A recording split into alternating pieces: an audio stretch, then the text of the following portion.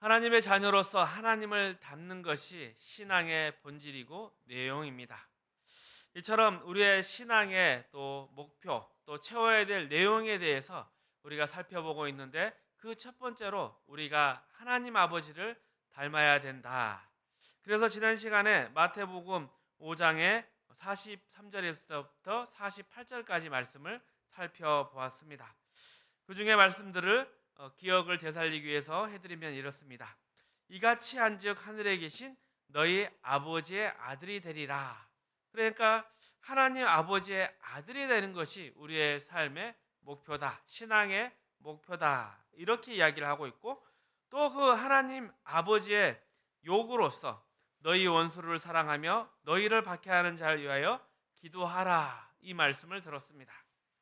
그러니까 하나님의 자녀라면 너희가 어떤 모습을 닮아야 될 것인가? 원수를 사랑하고 너희를 박해하는 자를 위하여 기도하는 그 자리까지, 그 지경까지 나아가는 것이 하나님의 자녀다, 이 말씀을 들었습니다. 그리고 그러므로 하늘에 계신 너희 아버지의 온전하신 같이 너희도 온전하라. 네, 마지막 권면 말씀도 하나님 아버지를 닮아서 너희도 온전한 하나님의 자녀, 하나님의 자녀로서의 영광을 가져라, 이런 말씀을 살펴보았습니다. 그리고 하나님의 그 자녀로서 아버지를 본받는다, 그 하나님의 모습에 대해서 우리가 시편 103편의 내용을 인용해서 살펴보았습니다. 시편 103편에서 계속해서 하나님 아버지의 모습으로 소개되었던 것이 무엇이겠습니까? 인자와 긍휼이 풍성하시다, 자비하시고 노하기를 더디하신다, 이러한 하나님 아버지의 그 거룩한 성품에 대한 이야기를 저희가 들었습니다. 그리고 그 성품이 우리에게 어떻게 나타났나? 그것이 바로 우리에게 구원으로 나타났다. 그게 로마서 말씀이었습니다. 우리 로마서 3장 21절에서 26절까지의 말씀 함께 읽어보겠습니다. 이제는 율법에 하나님의 한 의가 나타났으니 율법과 선지자들에게 증거를 받은 것이라.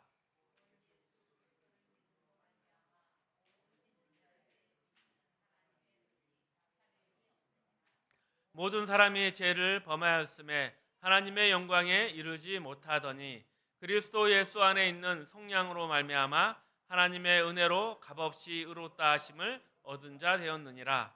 이 예수를 하나님이 그의 피로써 믿음으로 말미암는 화목 제물로 세우셨으니 이는 하나님께서 길이 참으시는 중에 전에 지은 죄를 간과하심으로 자기의 의로우심을 나타내려 하심이니 곧 이때 자기의 의로우심을 나타내사 자기도 의로우시며 또한 예수 믿는 자를 의롭다 하려 하심이라. 아멘. 그렇죠. 우리에게 구원이라는 기쁜 소식, 복음이 선포되었습니다. 하나님께서 예수 그리스도를 말미암아 그분의 자녀들을 구원하시는 하나님의 능력, 긍휼, 자비, 은혜, 사랑이 나타났습니다.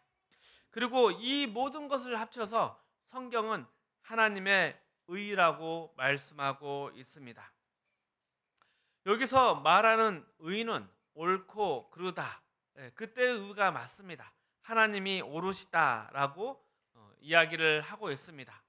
하지만 이것이 좀 더 고급한, 그리고 또 좀 더 발전한 내용으로 가지게 될 때, 특별히 한 사람의 인격이나 성품에 대한 이야기를 할 때 이 옳다는 점점 그 옳다가 쌓이게 되면 답다라고 이야기를 합니다. 그러니까 어른답다, 형답다, 부모답다, 이것은 그 바탕이 옳다이지만 그것이 점점 믿음으로, 기대로, 또 장래의 약속으로 나아가게 될 때는 답다라고 이야기를 해주는 것입니다. 그러니까 아버지와 아들 관계에서 항상 아버지가 아들에게 자비롭고 용서하고 은혜를 베푼다 그러면, 우리 아버지는 역시 우리 아버지다워. 내가 잘못하더라도 그것을 솔직히 고백하고 용서하면 나를 다시 사랑해 줄 거야. 그렇게 아들이 기대를 가지지 않습니까? 그때 의라는 것은 아버지가 옳다, 이것이 점점 쌓이고 축적되고 고급한 성품과 인격이 됨으로써 자녀가 아버지의 아버지답다, 그렇게 의롭다라고 이야기할 수 있습니다. 이것을 영어로 표현하면 좀 쉽습니다. righteousness. 어떠한 사람에게 합당한 행동이나 그의 매너, 그의 예절 이런 걸 보고 righteousness. 그리고 우리나라 말로는 답다, 자녀답다, 부모답다, 형답다, 동생답다 이렇게 표현을 쓰고 있습니다. 이처럼 성경은 구원이 하나님의 의, 하나님의 하나님다우심을 드러냈다라고 이야기를 합니다. 그리고 또한 이 구원의 과정에 있어서도 하나님은 그분의 하나님 되심, 하나님의 의를 또 드러내신 것이 무엇이냐면 하나님이 분명한 전능한 자, 전능한 하나님이신데 우리에게 겁을 주거나 심판을 한다 말하면서 그렇게 구원을 하신 게 아니라 은혜를 베푸시며 자비를 베푸시며 노하기를 더디하시며 또 용서하시고 또 기다림이시로서 우리에게 하나님이 찾아오셨습니다. 그러니까 그 과정 자체도 하나님의 의다, 하나님의 하나님다우시다 이렇게 이야기를 하고 있습니다. 이런 하나님의 자비롭고 은혜로우신 모습, 그리고 또 우리로 하여금 정말 고백하게 하죠. 마침내 항복하게 하죠. 역시 하나님은 하나님이십니다. 이런 최고의 사건이 무엇이냐? 성경은 그것이 바로 십자가 사건이라 이야기를 합니다. 십자가에는 하나님의 의가 나타났습니다. 우리가 모두 하나님을 몰랐을 때, 하나님을 모욕하고 배신하고 외면했을 때 하나님이 먼저 찾아오셨습니다. 그리고 찾아오셔서 우리의 죄값에 대해서 따져묻고 벌하시는 게 옳은 것인데 그렇게 하지를 않으셨습니다. 우리의 죄를 용서하시고 죄 없는 것에 대해서 하나님 자신이 스스로의 모든 것을 꺼내서 우리를 섬기시고 우리를 죄 없다 하셔서 우리를 그 죄와 부패와 사망에서 건져내셨습니다. 그리고 이렇게 건져낸 것으로 끝나지 아니하고 그렇게 건져낸 자를 하나님의 자녀로 만드시기 위해서 지금도 계속해서 일하고 계시고 그 구원을 베풀고 계시는 것입니다. 그러니까 십자가의 그 복음은 단지 예수를 영접하는 것으로 끝나지 않고 지금도 그리고 앞으로도 영원히 계속 그 구원의 일들은 펼쳐지는데 이것이 바로 하나님의 하나님다우시다, 하나님의 의다 그렇게 이야기를 하고 있는 것입니다. 그리고 이것이 바로 성경이 우리에게 거듭 확인시키게 하는 것인데 거기에 반해서 우리는 이 구원의 문제부터 어떻게 생각합니까? 늘 자신에게 집중되어 있습니다. 우리가 무엇을 받을까? 우리가 받은 구원이 뭐고 구원에서 자녀가 됐다면 어떤 복들을 얻게 되는가? 우리가 면한 그 형벌과 그 보상에 자꾸 치중하다 보니까 이것을 우리에게 베풀어 주신 하나님 자체에 대한 하나님의 그 존재와 성품과 그 인격에 대해서는 제대로 생각하지를 않습니다. 지난 시간에 살펴봤던 마태복음 5장의 하나님은 용서의 하나님이시고 아량의 하나님이십니다. 그래서 성경에 자주 이러한 바울의 고백을 볼 수 있죠.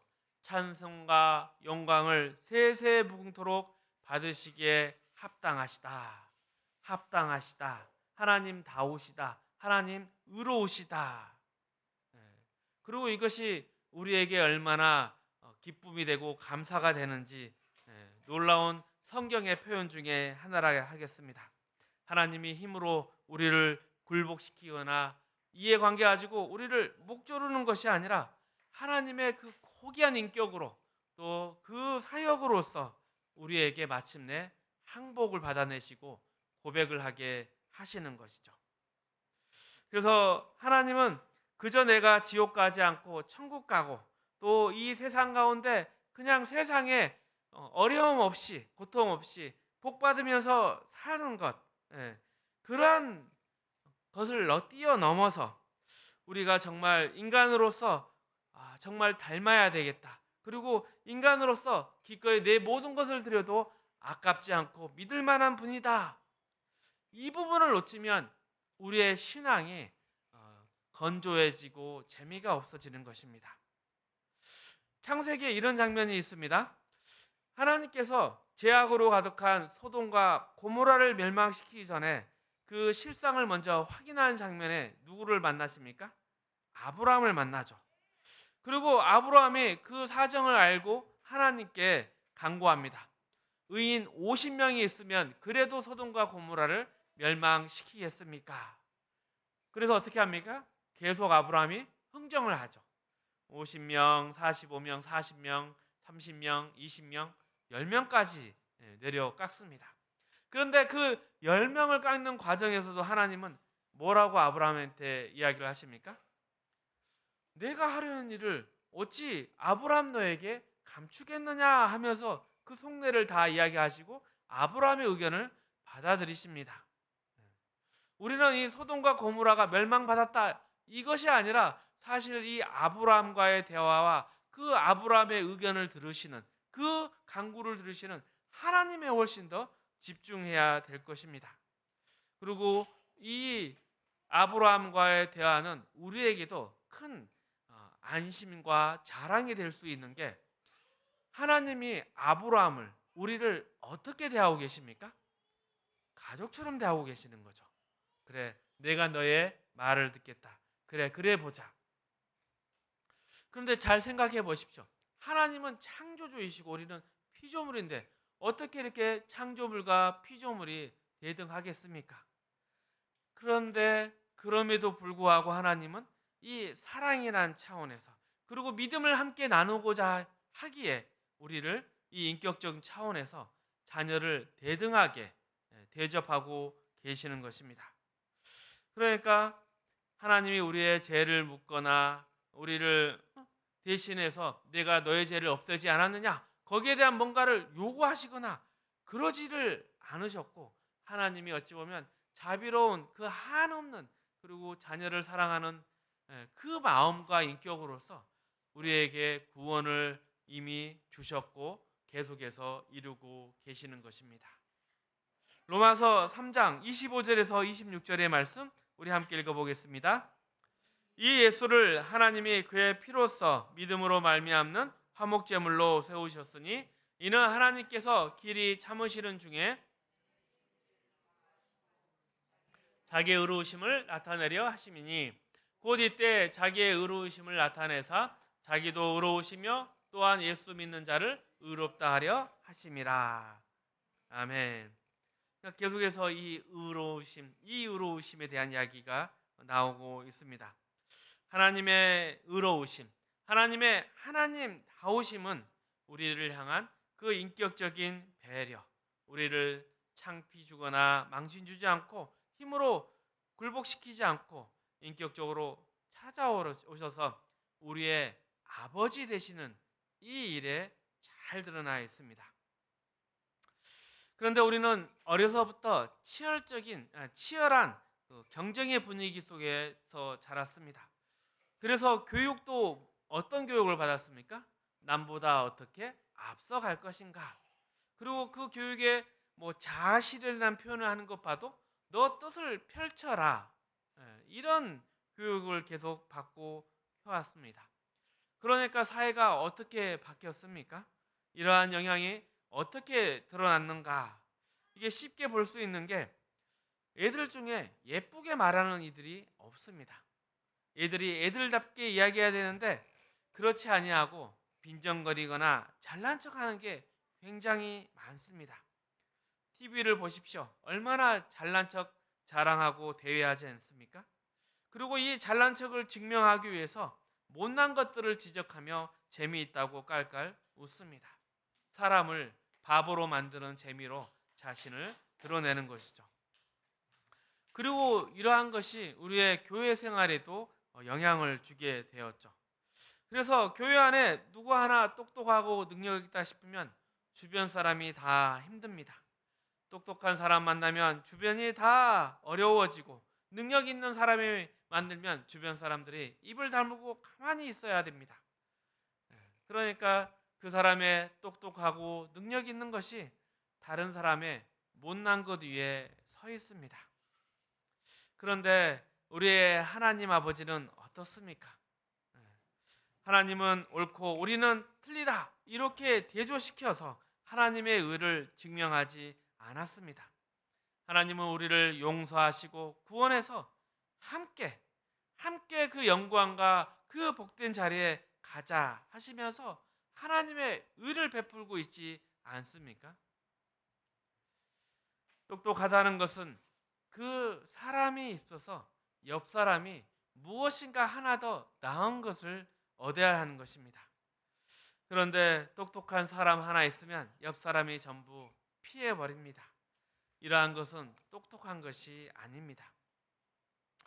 성경에서 가르치지 않는 경쟁적인 것, 남을 생각할지 모르는 그런 구별, 그리고 우월감, 그러한 자랑이 혹시 우리의 교회 안에도 들어와 있지 않습니까?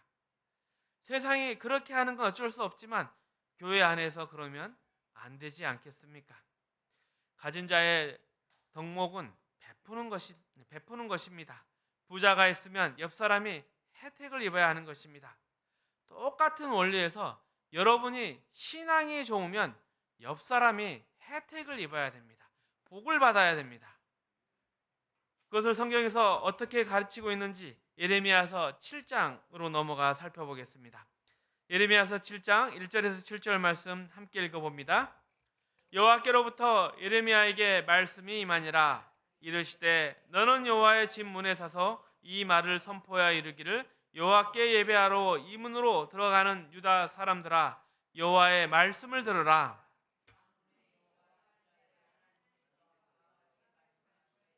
너희 길과 행위를 바르게 하라.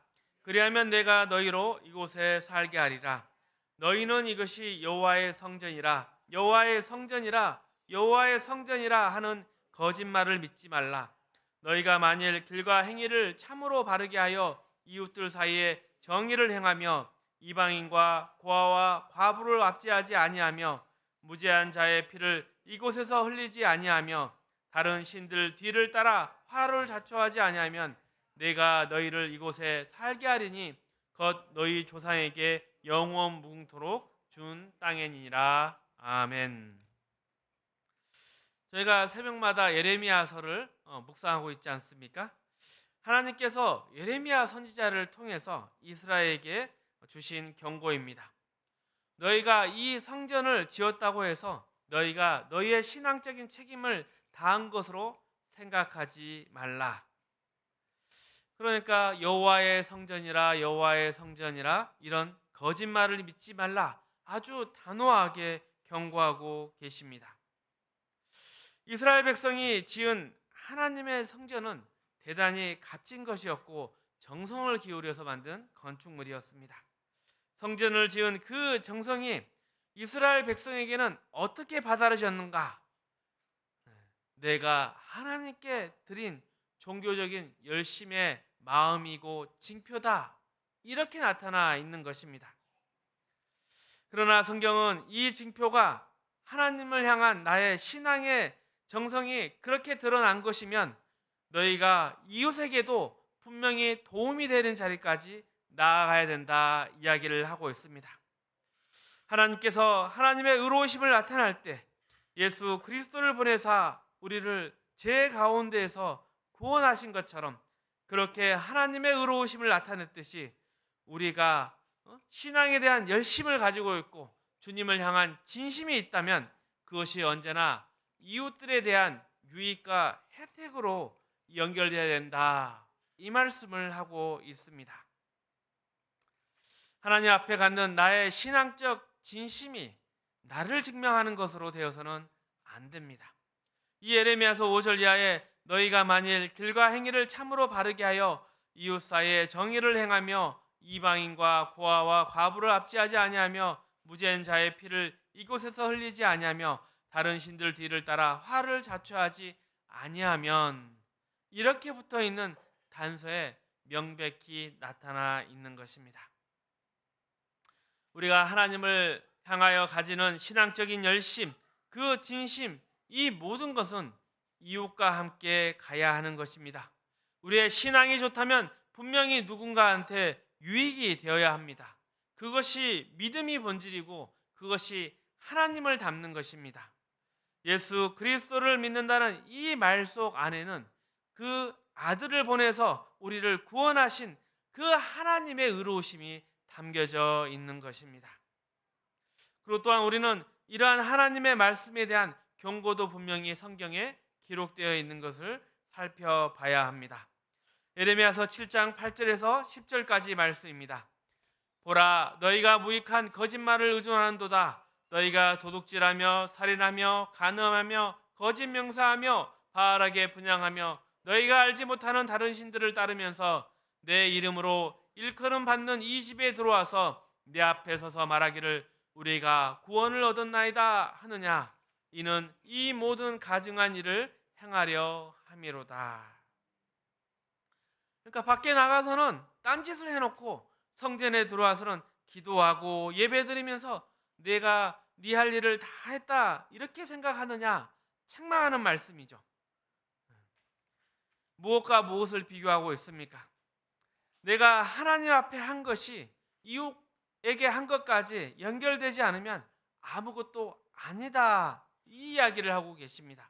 그러니까 하나님 사랑은 곧 이웃 사랑인 것입니다. 이웃에게 도움이 돼야 신앙이 좋은 것이고 이웃에게 도움이 돼야 하나님을 닮는 것입니다. 세상의 윤리와 도덕은 무엇입니까? 이 세상에서의 윤리와 도덕 중에 이웃 사랑이라는 것도 결국 자기의 증명입니다. 그러나 우리 믿는 자의 이웃 사랑은 하나님 사랑의 당연한 열매라고 하겠습니다. 포도나무에 포도가 열리는 것처럼 하나님을 사랑하는 자에게는 이웃 사랑이라는 열매가 당연히 맺히게 되어 있습니다. 우리의 신앙은 이렇게 인정되고 증명되어야 하는 것입니다. 하나님을 향해 가진 열심이 이웃과 연결되지 않는 것은 여기에서 이야기한 대로 거짓말이고 너희가 이 성전을 도적의 소굴로 만드는 것과 같은 것입니다. 이사야서 58장의 말씀을 살펴보겠습니다. 1절에서 5절 함께 읽어봅니다. 크게 외치라, 목소리를 아끼지 말라. 내 목소리를 나팔같이 높이 내 백성에게 그들의 허물을, 야곱의 집에 그들의 죄를 알리라.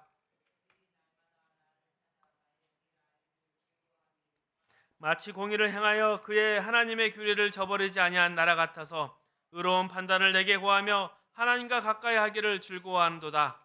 우리가 금식하되 어찌하여 주께서 보지 아니하시오며 우리가 마음을 괴롭게 하되 어찌하여 주께서 알아주지 아니하시나이까. 보라, 너희가 금식하는 날에 오락을 구하며 온갖 일을 시키는도다.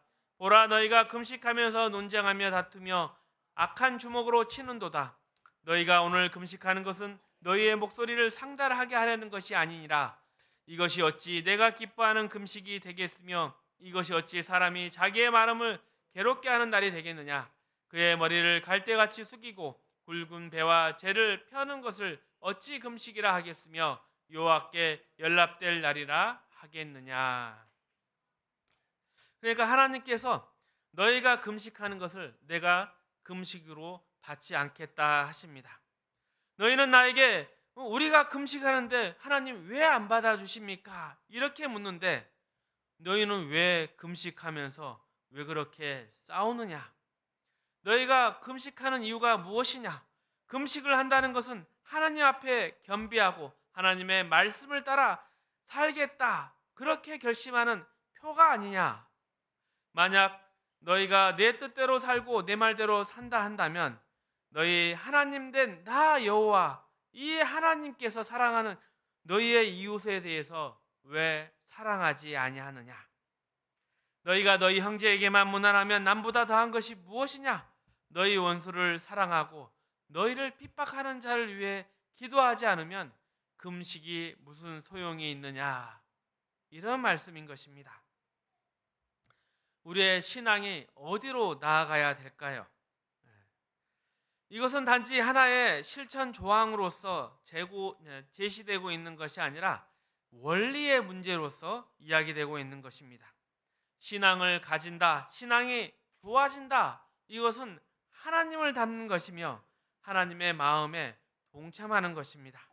그것은 긍휼과 자비를 가지고 아량과 배려를 가지고 하나님과 함께 그 영광의 자리 가운데 나아가는 것이고, 그것도 홀로 가는 것이 아니라 옆 사람을, 이웃을 기다리며 또 그들을 함께 데려가기 위해서 희생하고 참으며 노력하는 것입니다.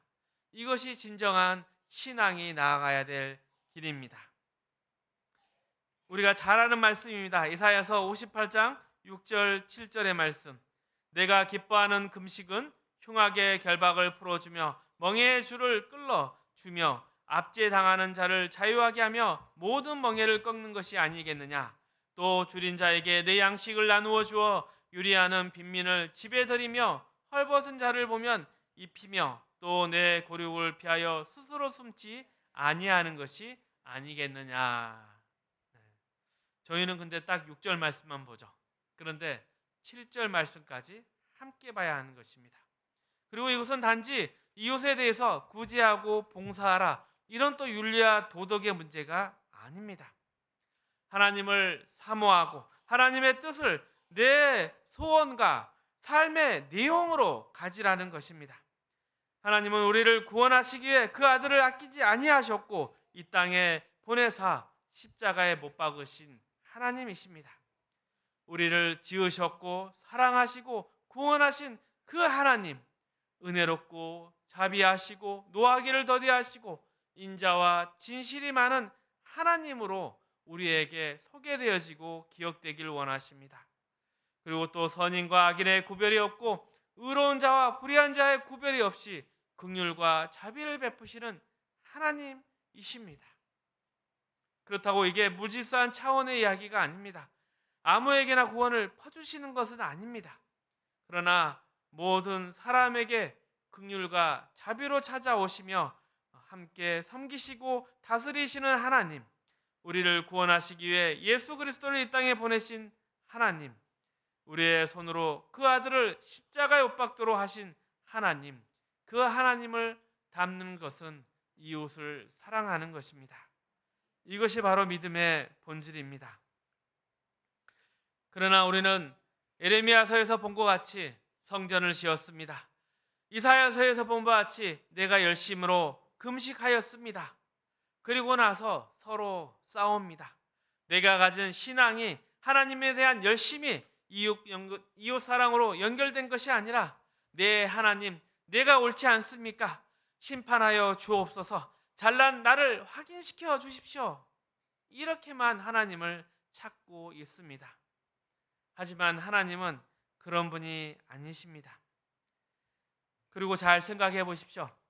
우리가 예수 믿고 나서 세상 사람들과 가지는 가장 다른 점이 무엇이겠습니까? 우리는 용서할 수 있습니다. 우리는 나누어 줄 수 있습니다. 예수님 모르는 세상 사람들은 그 누구를 용서할 수도 없고 또 나누어 줄 것을 가지고 있지도 않습니다. 그들은 아무리 빼앗아 채우려 해도 채워지지 않는 그런 죄인의 자리 가운데 있습니다. 그러나 우리는 용서할 수 있습니다. 기다려 줄 수 있습니다. 위로할 수 있고 치료할 수 있습니다. 그리고 비록 내가 그것을 잘 하지 못하더라도 우리는 하나님 앞으로 데려올 수도 있지 않습니까? 그런데 우리는 예레미야서와 이사야서에서 본 것처럼 내가 하나님 앞에 점수를 받을 수 있는 그 몇 가지 종교적인 일로서 내 책임을 다했다, 이렇게 생각하며 이웃과 싸우고 있습니다. 이웃을 돌아보는 일과 또 이웃을 위해 십자가를 지는 일이 없습니다. 우리의 믿음이 어떠한가, 이러한 기준에서 점검되어야 할 것입니다. 우리가 얼마나 종교적인 일에 열심을 냈고 성과가 있고 능력이 있었는지 모르겠습니다. 얼마나 많이 기도했고 전도했고 또 열심히 성경 보고 헌신봉사했는지 모르지만 그것이 우리의 치장에 불과한다면 그저 세상 사람과 다른 것이 없습니다. 이스라엘 사람들도 성전을 지어놓고 다 했다, 내가 열심을 냈다, 금식하고 내가 다 했다, 이것이 바로 신앙 아닌가? 했지만 하나님은 그것이 신앙이 아니라고 분명히 말씀하셨습니다. 내가 있으므로 내 주변에는 십자가의 은혜가 맺혀져야 합니다. 우리를 만나는 사람은 우리가 믿는 하나님의 하나님 되심이 우리의 자비와 긍휼로 드러나야 되고 볼 수 있는 그러한 일들이 일어나야 되는 것입니다. 우리는 더 많이 하나님을 닮고 또 주신 것에 대해서 더 많이 나누고 또 그들을 위해 기다리고 짐을 져주고 베풀어주고 희생해야 합니다. 우리는 빼앗기는 것으로 결코 가난해질 수 없는 자리에 복된 자리에 와 있습니다.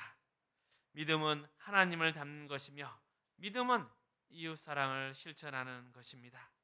이런 멋진 하나님의 자녀가 되어 가시기를 주님의 이름으로 축복합니다.